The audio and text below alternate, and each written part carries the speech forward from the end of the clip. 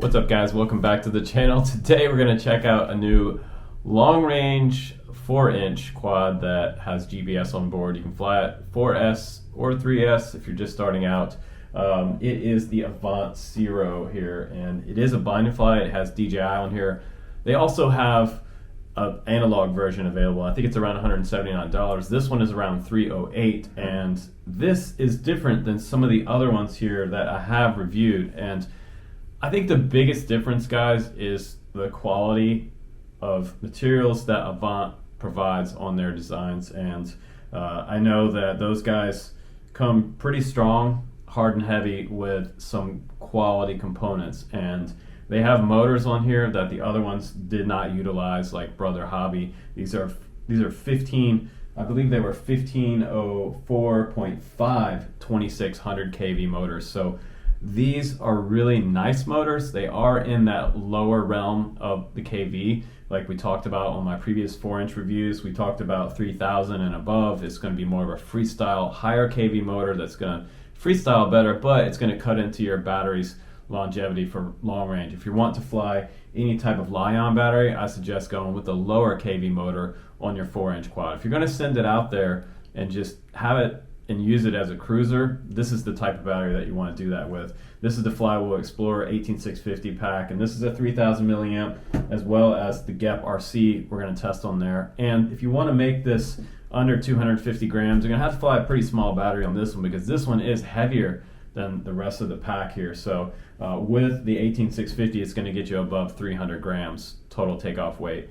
But I said before, this one has much higher quality carbon components on here. It is a sandwich replaceable arm design. You've got a bottom plate that goes to the front, another plate that goes to the back for your TPU mount with GPS. We have a GLONASS GPS on board, and this is an M8 GPS. It should get you up around 16 satellites.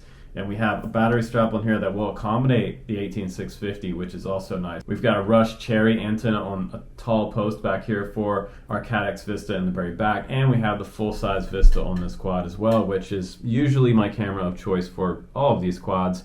Up front, I've got my Immortal T for my TBS Crossfire Tango 2. We're going to fly on that today, and we have some Gem Fan props on here that are pretty standard for these. They are bi-blade props. They are the Hurricane 4024 props, which I have used on a variety of different 4-inch so far. But if you want to go back and kind of get an idea of what these 4-inch quads are like, if you're kind of just hemming and hawing about which one you're going to buy, go back and watch my shootout. There's a good description of each quad on there, and I also have full reviews of each one of these quads. I'll try to list the pack down below, but today it's all about the CIRO from Avant. We're going to go get this one up in the air, and I have to mention one thing to you before we go fly. If you are setting up any type of long-range quad with GPS on there, if you decide that you need to rely on your GPS for a return-to-home situation, whether it's low battery or signal loss or a switch, make sure that inside Betaflight that you turn off arm without lock, because it will have a problem. If you go way out there and you have arm without lock and it doesn't have an actual lock before you take off, that'll be a problem. So it might not come back to you. So might go somewhere else. So keep that in mind. You want to make sure you turn off that option. It's a little tab. Just uncheck it and make sure that you have arm after lock, because that's super important for long range and GPS flying. But we're going to go out there now. We're going to have some fun. I'm going to fly it on a big giant field for you guys. Again, this one is a cruiser more than it is a freestyle rig. So you could do some freestyle with this one, but the most fun with the Avant CIRO is definitely sending it out there. And this one has more mass than the other ones and is definite cruiser. So let's go ahead out now and have some fun with the CIRO. With that GEP RC 3000 milliamp 4SP battery, you're going to get above 20-minute flight time with that, and it's a lot of fun to fly those Li-ion batteries. Here we go, guys. Let's have some fun.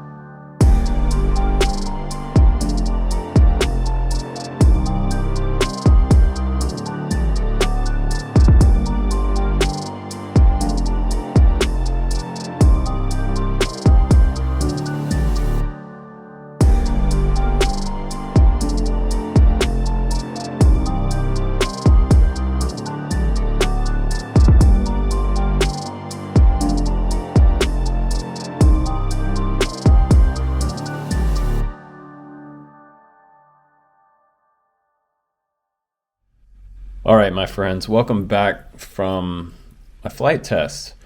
I had a good time with this quad, and I flew it in a kind of a new spot you guys probably never seen before. But I knew that when I got an email from Avant that they were releasing their 4-inch version, I was going to have a good time with it, because I've had quite a few years experience with Avant since kind of the early days of their company. And I flew one of their original 5-inch and 4-inch quads and reviewed it here on the channel for you guys. It seems like 4 years ago now, but he's come a long way with his designs. He was one of those companies that came in early with some colored carbon fiber.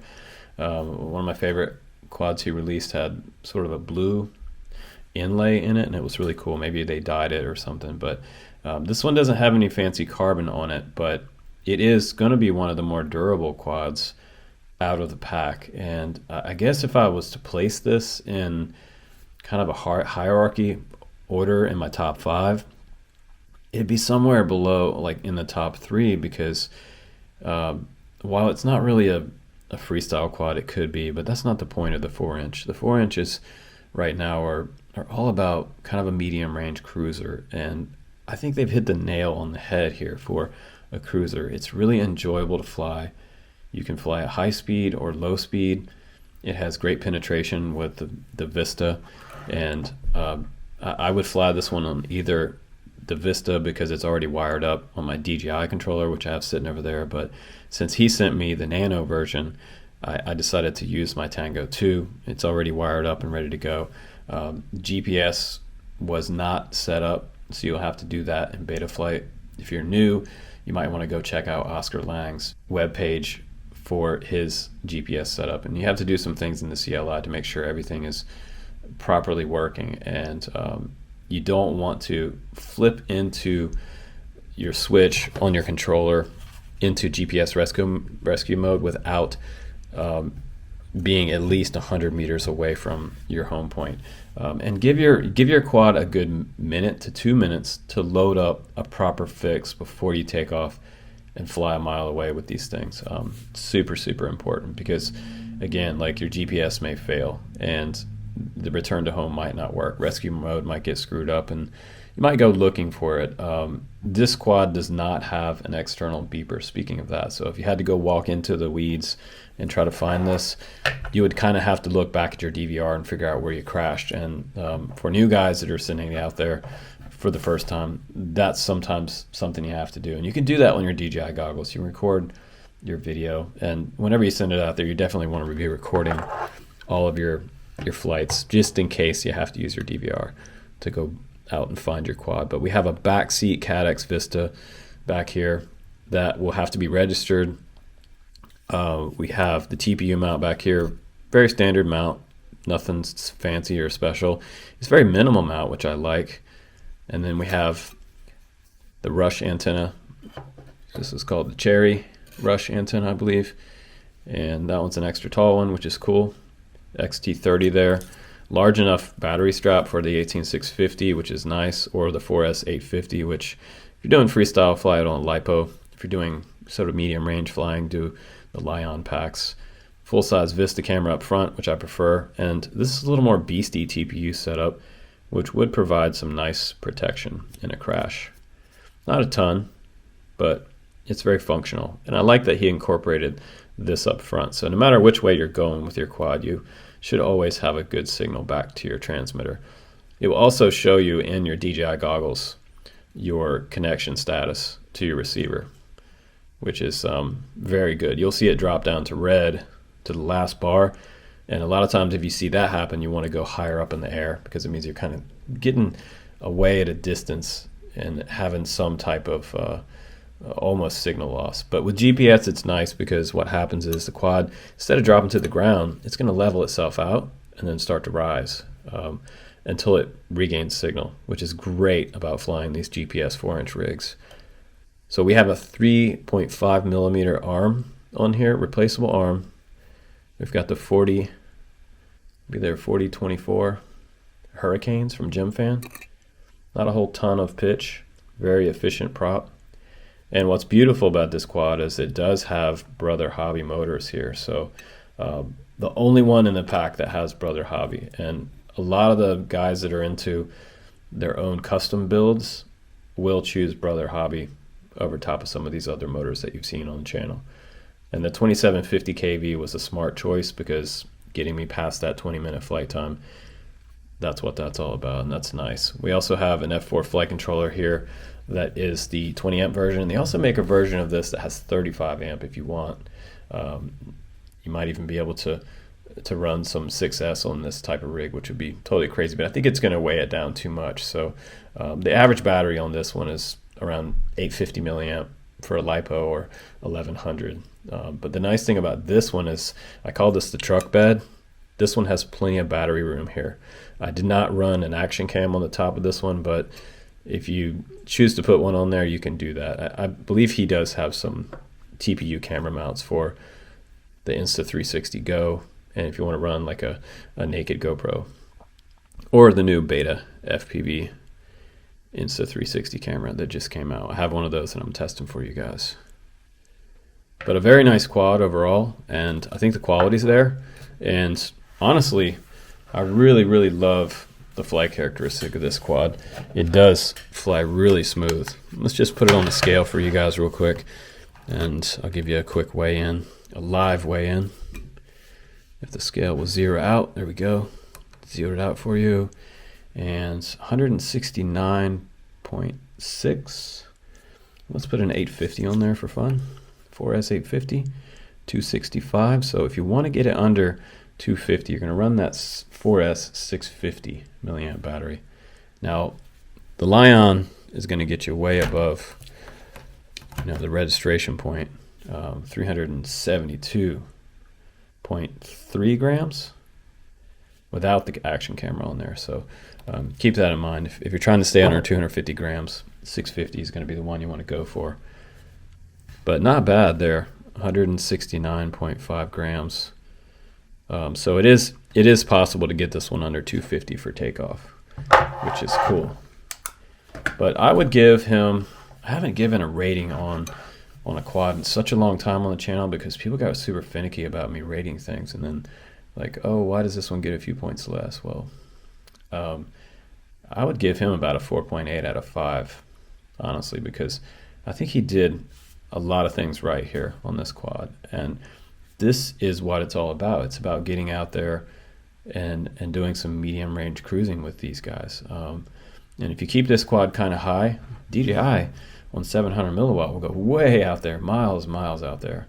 When you start to dip down low, guys that don't know about it, it will kind of sort of haze over the screen a little bit when you come between trees or get pretty far out there. So keep that in mind. A little bit of height is your best friend for medium and long range.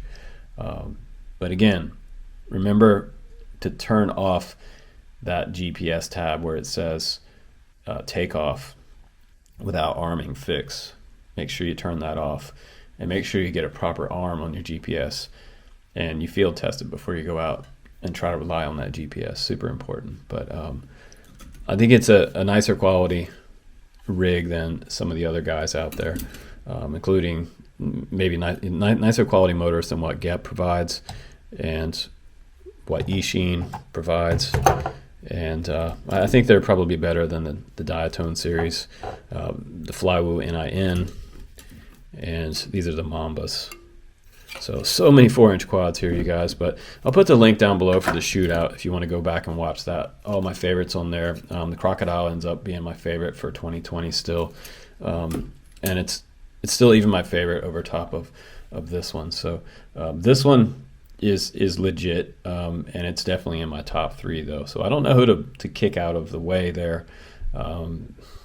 It's probably going to kick Diatone out of the way, because Avant did extremely good on their 4-inch design. So if you want a budget one, grab the Shadow Fiend or the iFlight one. But they're all around the $280 to $300 mark, guys. So you're going to have to pay to play, especially if it's DJI. But grab an analog version too. If you've already got analog goggles, just grab one of those for about $170 and go out there and have some fun with some Lions. But thanks again for watching my channel, guys. I'm Justin Davis. I hope you guys are doing well and you're safe and happy out there and doing some fun flying. Please do subscribe on the channel, guys.